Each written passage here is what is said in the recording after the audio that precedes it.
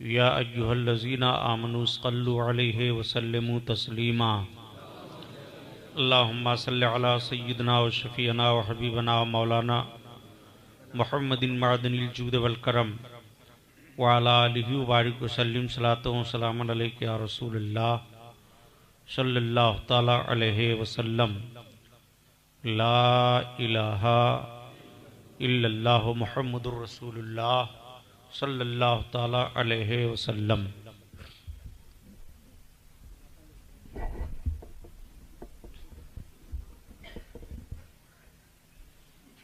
अल्हम्दुलिल्लाह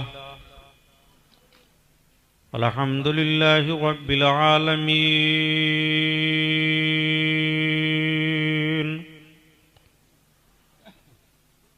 वस्सलातु वस्सलामु अला सय्यिदिल मुरसलीन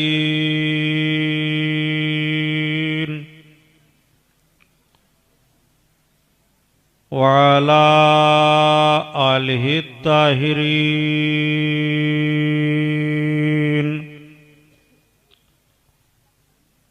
व सहाबिहिल मुताहरीन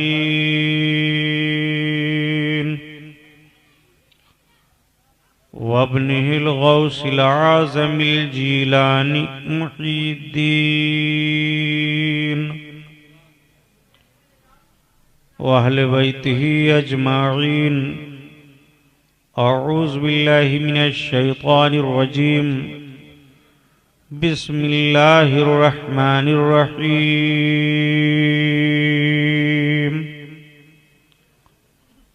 वल आक़िबतु लिल मुत्तक़ीन।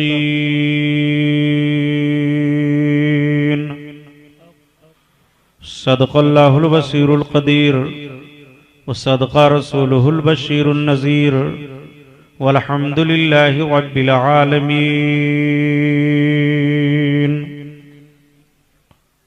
लायक़ सद एहतराम उलमाए अहले सुन्नत काबिल कदर सामईन हजरात, आइए हम और आप सबसे पहले अपने और सारी कायनात के मरकज़ अक़ीदत हुज़ूर रहमतुल लिल आलमीन शफ़ीउल मुज़निबीन रसूल गिरामी वक़ार महबूब परवरदिगार दोनों आलम के मालिक व मुख्तार हुज़ूर मुहम्मदुर रसूलुल्लाह सल्लल्लाहु तआला अलैहि वसल्लम के दरबार पुरअनवार में दुरूद शरीफ का नजराना पेश फरमाए। बुलंद आवाज से पढ़िए। अल्लाहुम्मा सल्लि अला सय्यिदिना मौलाना मुहम्मदिन व अला आलिहि व बारिक वसल्लिम सलातो व सलामन अलैका या रसूलल्लाह सल्लल्लाहु तआला अलैहि वसल्लम। खैर व बरकत के लिए और दुरूद शरीफ पढ़ लीजिए। अल्लाहुम्मा सल्लि अला सय्यिदिना मौलाना मुहम्मदिन मअदनिल जूद वल करम व अला आलिहि व बारिक वसल्लिम सलातो व सलामन अलैका या रसूलल्लाह सल्लल्लाहु तआला अलैहि वसल्लम। हजरात, आज कई रहमत व नूर में डूबा हुआ हुजूर सरकार पीरे पीरा मीरे मीरा गौसे आजम बड़े पीर दस्तगीर रदी अल्लाह ताला अन्हु की याद का जलसा, जिसमें हम और आप शिरकत की सआदत हासिल किए हुए हैं। रब्बुल इज्जत इस रूहानी जलसा को कबूल फरमाए, हमारे और आपके लिए जरिए नजात बनाए। हमारे देरीना करम फरमा मुहिब गिरामी हजरत हाफिज व कारी महमूद अयाज साहब ने कादरी फाउंडेशन के जवानों और अहबाबों की तरफ से मुखलिसाना दावत पेश की। मैं हाजिर आया, जबकि मैं इस पोजीशन में बराबर नहीं हूं कि आप भरपूर मुझसे खिताब सुन सकें, लेकिन फिर भी मैं पूरी कोशिश करूंगा कि आप यहां से जाएं तो कुछ लेकर के जाएं। आपको गुनाहों से नफरत पैदा हो जाए, नेकियों से रग़बत हो जाए, खौफ इलाही से आपका दिल कांपने लगे, इश्क रिसालत से सीना रोशन व मुनव्वर हो जाए। इस कैफियत के साथ अल्हम्दुलिल्लाह आप यहाँ से उठें। तो आइए, जैसे आपने कई लोगों से ना तो मनक़बत के आशार सुन लिए, सरकार गौसे आजम बड़े पीर दस्तगीर की मुक़द्दस शान में मनक़बत के कुछ शेर मैं भी पढ़ दूं, इजाजत है? कामिल साहब आपके लिए गालिबन नई नात होगी, मनक़बत के अशार होंगे। सरकार गौसे आजम नजरे करम खुदारा, नजरे करम खुदारा। सरकार गौसे आजम नजरे करम खुदारा, नजरे करम खुदारा। मेरी खाली झोली भर दो, मैं फकीर हूँ तुम्हारा, मैं फकीर हूँ तुम्हारा। सबका कोई न कोई दुनिया में आसरा है, दुनिया में आसरा है। सबका कोई न कोई दुनिया में आसरा है, और मेरा बजुज तुम्हारे कोई नहीं सहारा, कोई नहीं सहारा। और ये शेर याद कर लो, पढ़ा करो, तो इंशाअल्लाह हर तमन्ना पूरी हो जाएगी।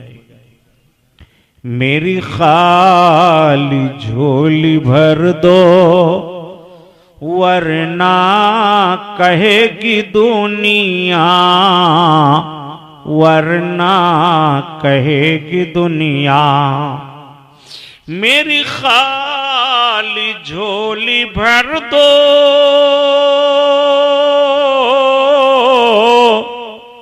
वरना कहेगी दुनिया।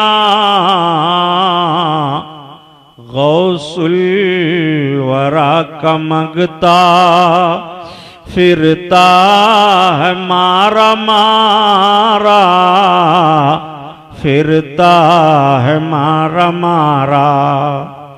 गौसुल आप सुन रहे हैं रियाजुद्दीन कादरी चैनल की फिरता है मारा मारा, फिरता है मारा मारा।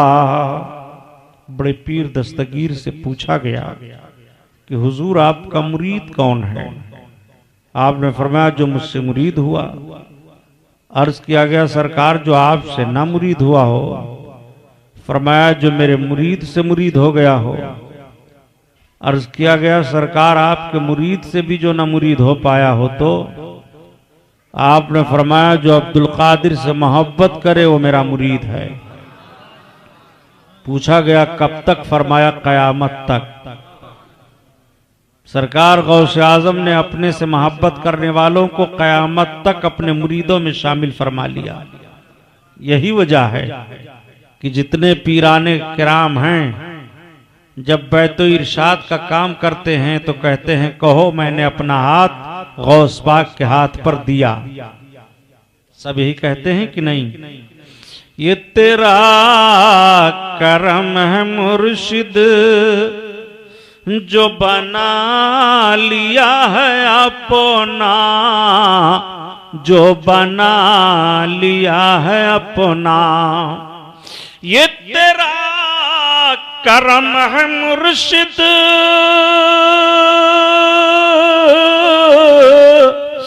जो बना लिया है अपना।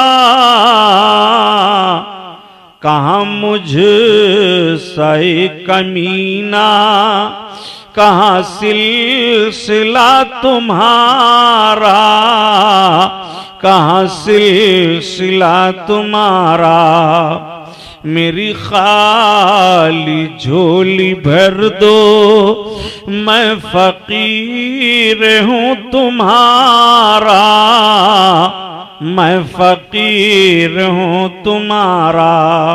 दुरूद शरीफ पढ़ो। सल्लल्लाहु अलैहि वसल्लम।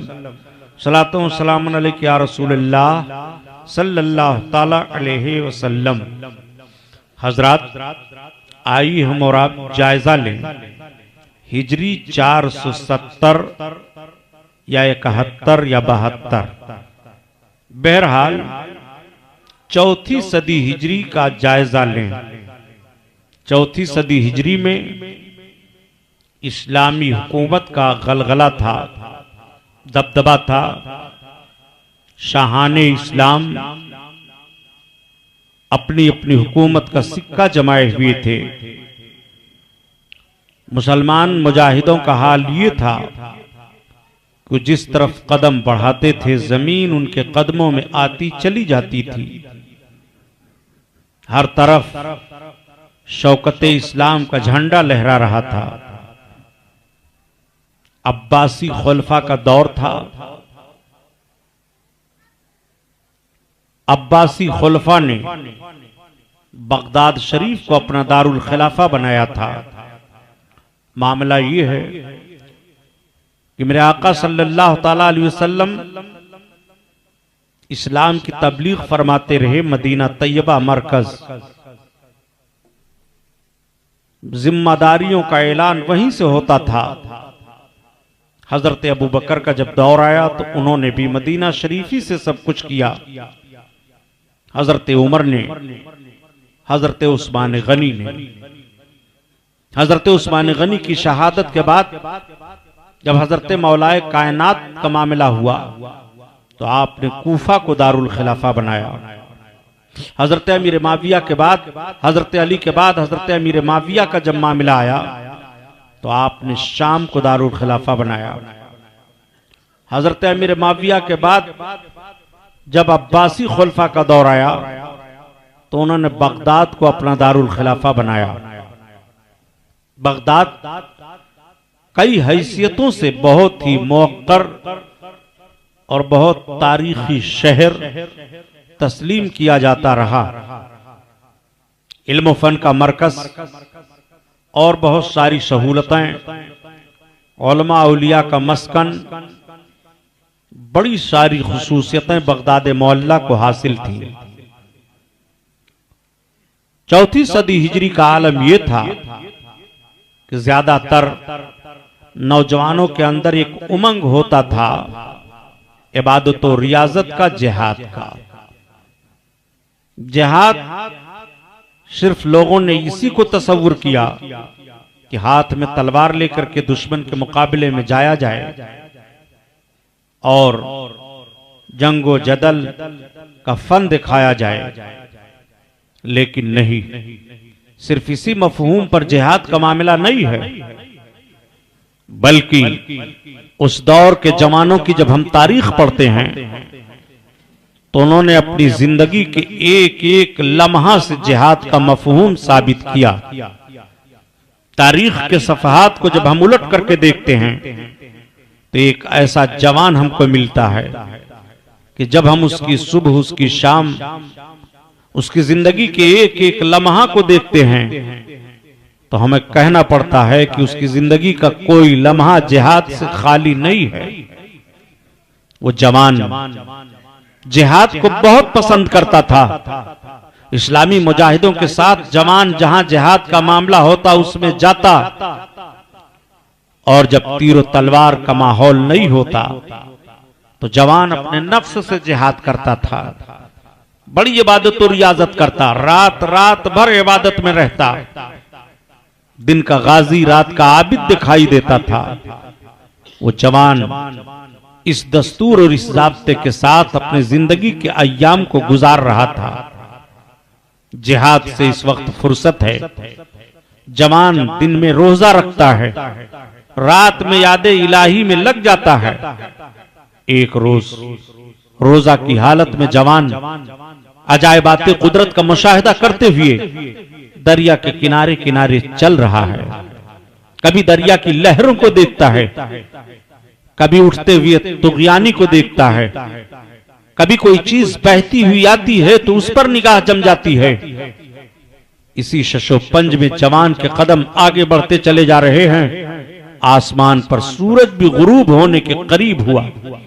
जवान ने निगाह उठाई, निगाहों को झुकाते हुए दरिया के किनारे जवान बैठ गया, वुजू किया, इंतजार में है कि सूरज गुरूब हो जाए तो पानी के चुल्लू से इफ्तार कर लूं। सूरज गुरूब हुआ, पानी से जवान ने इफ्तार किया, नमाज अदा की। उसके बाद अचानक जवान की निगाह पानी के सतह पर गई तो देखता क्या है कि एक बड़ा खूबसूरत फल पानी की सतह पर बहता हुआ चला आ रहा है। जवान ने अपने हाथ को आगे बढ़ाया और पानी से उस फल को हासिल कर लिया। जवान दिन भर का भूखा था, पानी से इफ्तार किया था। जवान ने उस फल को खाना शुरू किया। जब फल का कुछ हिस्सा जवान के शिकम में पहुंचा तो जवान को एक अजीब गरीब कैफियत पैदा हुई। जवान सोचने लगा, मैंने फल खा तो लिया लेकिन पता नहीं किसका फल था, कहां से बह करके आ रहा था और बगैर इजाजत के नहीं खाना चाहिए। नौजवान के अंदर एक हैजानी कैफियत तारी हुई। नौजवान उठ करके खड़ा हो गया, दरिया के किनारे चल पड़ा। सोच रहा है, उसके ख्याल और फिक्र में ये बात आ रही है कि मैं पता लगा करके रहूंगा ये फल कहां से आ रहा था। जरूर कोई दरख्त होगा कहीं। बहुत काफी दूर तक चलने के बाद जवान को दरख्तों का एक बाग मिल गया। जवान को तसल्ली हो गई कि मैं अपनी मंजिल पर पहुंच गया। जवान उन दरख्तों के बाग में दाखिल हुआ। देखता क्या है कि चंद मजदूर दरख्तों की कटाई छटाई कर रहे हैं। एक मजदूर से मुलाकात करके पूछता है, क्या बता सकते हो इस बाग का मालिक कौन है?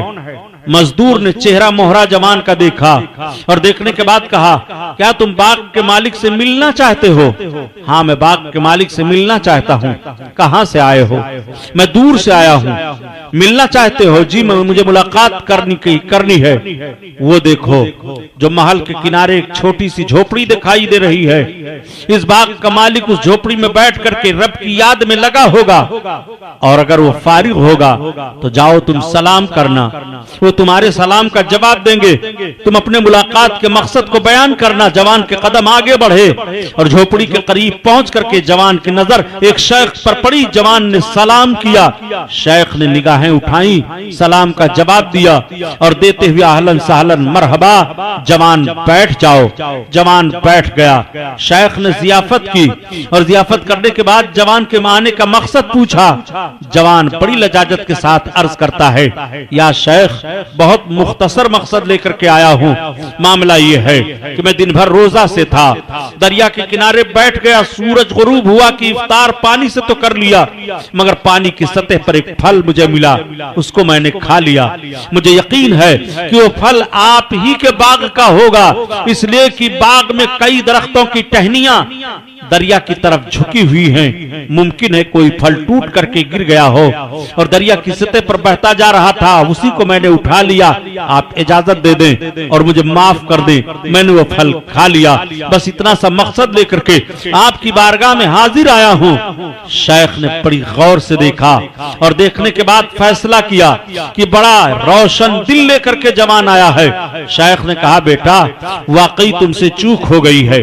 तुम जिस मंजिल को हासिल करना चाहते हो उस मंजिल के लिए इतनी सी बात बहुत बड़ी बात है। हाँ, मैं तुझे जरूर माफ कर दूंगा, लेकिन किसी भी लफ्जिश के ताल्लुक से माफी के लिए हम कुछ ना कुछ शर्तें पेश कर दिया करते हैं। अगर कोई शर्त तुम भी मंजूर करने के लिए तैयार हो तो इकरार करो, हम तुम्हें माफ कर देंगे। जवान ने कहा, या शेख, मुझे कबूल है, आप बताइए वो कौन सी शर्त है? जवान से शेख ने फरमाया, तुम कुछ रोज तक के हमारे बाग में रह करके दरख्तों की छटाई कटाई मजदूरों के साथ करो, उसके बाद तुम्हें माफ कर दिया जाएगा। जवान ने अपना सामान रखा, मजदूरों के साथ लग गया, काम कर रहा है। कभी कभी जवान आकर के शेख के पास भी बैठ जाता है, शेख की बातें भी सुनता है, अपने काम में लगा रहता है। एक रोज शेख ने कहा, जवान जाओ तुम कोई फल ले आओ। जवान ने एक दरख्त का फल तोड़ करके पेश किया, शेख ने उसे चखा, फल तुर्श था, जमीन पर रख दिया। दूसरा मांगा, वो भी तुर्श था, जमीन पर रख दिया। तीसरा मांगा, वो भी तुर्श था, जमीन पर रख दिया। शेख ने फरमाया, जवान तुम इतने रोज से दरख्तों की कटाई छटाई कर रहे हो, देखभाल कर रहे हो, क्या तुम्हें ये पता नहीं है कि किस दरख्त का फल मीठा है, किस दरख्त का फल कड़वा है?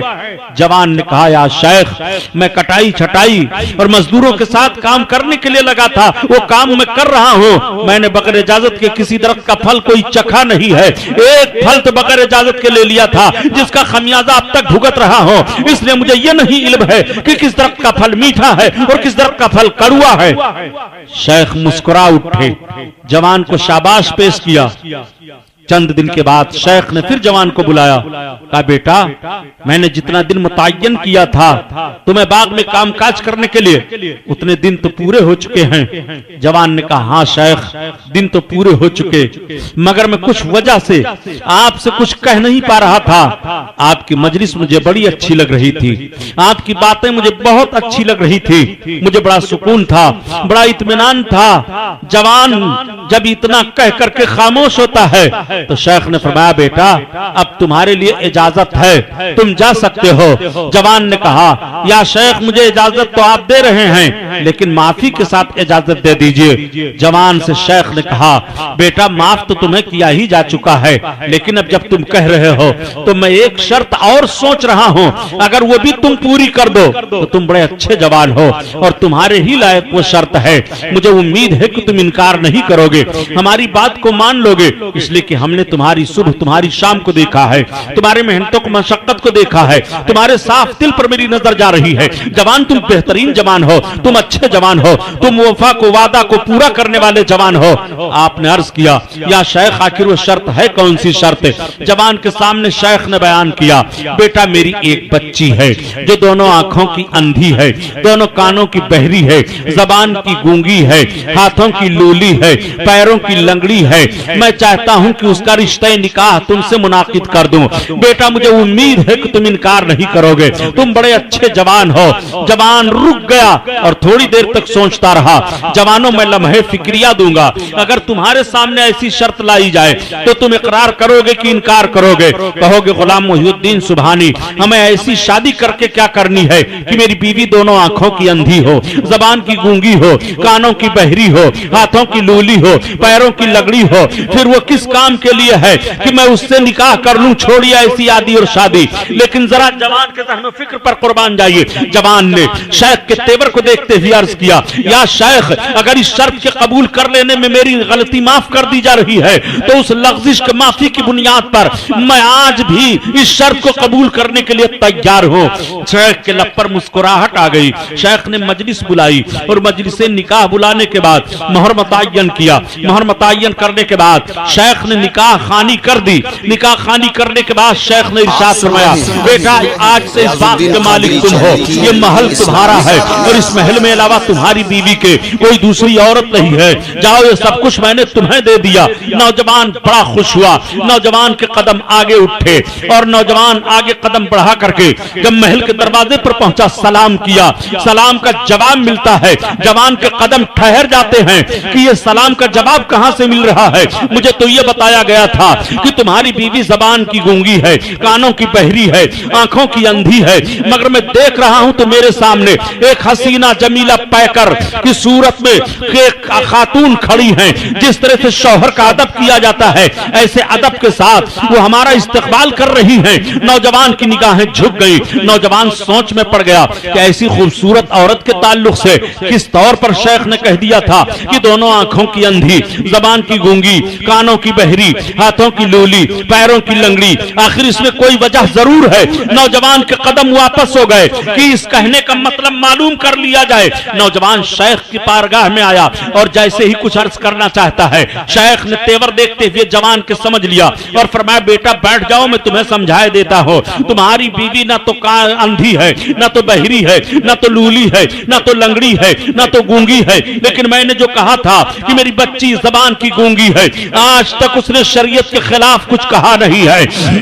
मैंने जो ये कहा था कि वो कानों की बहरी है, आज तक उसने कानों से अपने शरीयत के खिलाफ किसी आवाज को सुना नहीं। मैंने जो ये कहा था कि जबान की गूंगी है, शरीयत के खिलाफ बोली नहीं है। मैंने ये जो कहा था आंखों की अंधी है, शरीयत के खिलाफ देखा नहीं है। मैंने जो ये कहा था हाथों की लूली है, उसने अपने हाथ से शरीयत के खिलाफ किसी चीज को छुआ नहीं है। मैंने जो ये कहा था पैरों की लंगड़ी है, वो शरीयत के खिलाफ चली नहीं है।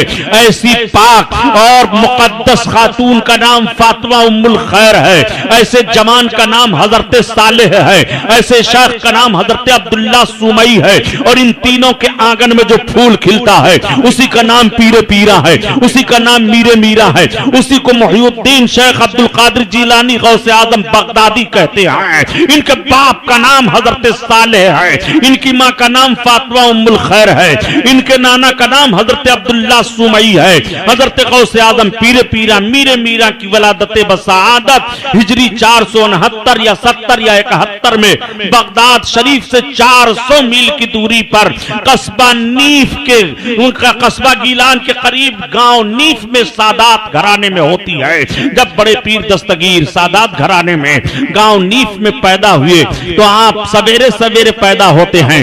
बड़े पीर दस्तगीर को देख करके औरतें कह पड़ती हैं, इतना खूबसूरत बच्चा हमने नहीं देखा, इतना हसीनो जमील बच्चा सादात घराने में नहीं आया जितना खूबसूरत ये बच्चा है। बड़े पीर दस्तगीर जिस रात की सुबह में पैदा हुए, आपके वालिद गिरामी ने ख्वाब में अल्लाह के रसूल सल्लल्लाहु अलैहि वसल्लम की जियारत की। आप फरमाते हैं कि मुझे 3 खुशी उस रात में मिली। पहली खुशी तो ये मिली कि मैंने अपने आका सल्लल्लाहु अलैहि वसल्लम की जियारत की, और जिसको नबी की जियारत हो जाए तो मेरे सरकार इरशाद फरमाते हैं कि मन रानी फिल्म में फकत रानी फ़इन्न शैताना ला यतमस्सलु फी सूरती, जिसने ख्वाब में देखा मुझी को देखा, इसलिए कि शैतान मेरी सूरत में मुतमस्सिल नहीं हो सकता। आप अंदाजा लगाओ मुसलमानों कि अल्लाह के हबीब सल्लल्लाहु अलैहि वसल्लम फरमाते हैं कि जिसने ख्वाब में देखा मुझी को देखा, शैतान मेरी सूरत में मुतमस्सिल नहीं हो सकता। सबसे ज्यादा ताकत और कुव्वत शैतान को मिली है, वो जो चाहे बन जाए, जिस तरह शक्ल सूरत को इख्तियार करना चाहे इख्तियार कर जाए। हाथी बन जाए, घोड़ा बन जाए, सांप बन जाए, बिच्छू बन जाए, सोना बन जाए, चांदी बन जाए, हवा बन जाए, पानी बन जाए, वहाबी बन जाए, देवबंदी बन जाए, लेकिन वो ये बनना चाहे इन नबी की तरह हो जाए तो नहीं हो सकता। नबी इरशाद फरमाते हैं ला यतमस्सलु फी सूरती, मेरी सूरत में मुतमस्सिल नहीं हो सकता। इसीलिए 14वीं सदी के मुजद्दिद आजम आला हजरत अजीमुल बरकत फरमाते हैं कि कलमा पढ़ने वाला तो अपने नबी की शान करीमी को देखना चाहता है। तेरे नबी की शान करीमी का आलम तो यह है कि लमियाते नज़ीरो कफी नजरिन और मिसले तू नशुद पैदा जाना। अल्लाह अल्लाह, मेरे आका सल्लल्लाहु ताला अलैहि वसल्लम की तरह शैतान बनना चाहे तो नहीं बन सकता। लम्हे फिक्रिया दे रहा हूं, तुमने कैसे कह दिया जैसे इंसान रसूलुल्लाह ऐसे इंसान हम। नादान रसूल कौनैन तो इंसान एक कामिल हैं, हम इंसान नाकिस हैं। नबी बशीरो नजीर हैं, नबी तहा यासीन हैं, नबी इन्ना तैना कल कौसर की खूबियों वाले हैं, नबी वमार सल्ला का रहमतल लिल आलमीन की शान वाले हैं। नबी कौनैन सल्लल्लाहु ताला अलैहि वसल्लम की शान करीमी का आलम तो ये है कि जिसकी तर्जमानी 14वीं सदी के मुजद्दिद आजम आला हजरत अजीमुल बरकत इस तौर पर फरमाते हैं कि मुल्क कौनैन में अंबिया ताजदार और ताजदारों का आका हमारा नबी, हमारा नबी, हमारा नबी। अल्लाह अल्लाह। आपके वालिद गिरामी फरमाते मुझे 3 खुशी मिली। पहली खुशी तो ये कि मैंने आका की जियारत की, और दूसरी खुशी ये हुई कि मेरे आका सल्लल्लाहु ताला अलैहि वसल्लम फरमाते हैं कि साले तेरे घर जो बच्चा पैदा हुआ वो मेरा रूहानी बेटा है। मेरे आका सल्लल्लाहु ताला अलैहि वसल्लम ने फरमाया। और तीसरी खुशी ये हुई कि मेरा बेटा अब्दुल कादिर पैदा हुआ। मुझे ये 3 खुशी एक साथ उस रात में मिली जिस रात की सुबह में मेरे आका सल्लल्लाहु ताला अलैहि वसल्लम के रूहानी बेटे हुजूर गौसे आदम पीरे पीरा मीरे मीरा की वलादत बसादत हुई। जिस रात में बड़े पीर पैदा हुए, उस रात में इराक की सरजमीन पर 1100 बच्चों की पैदाइश हुई, और अल्हम्दुलिल्लाह सबके सब आपके फैजान और करम से वली हुए। सरकार गौसे आजम बड़े पीर दस्तगीर की वलादत बसादत पर पूरे घर में खुशबू का एहसास होने लगा। औरतों ने पूछा का फातिमा उम्मुल खैर, आज तेरा घर तो खुशबुओं से भरा हुआ लग रहा है। अल्लाह अकबर। पीरे पीर अमीर मीरा बड़े पीर दस्तगीर गौसे आजम की वलादत बसादत हुई है। सरकार गौस पाक पैदा हुए और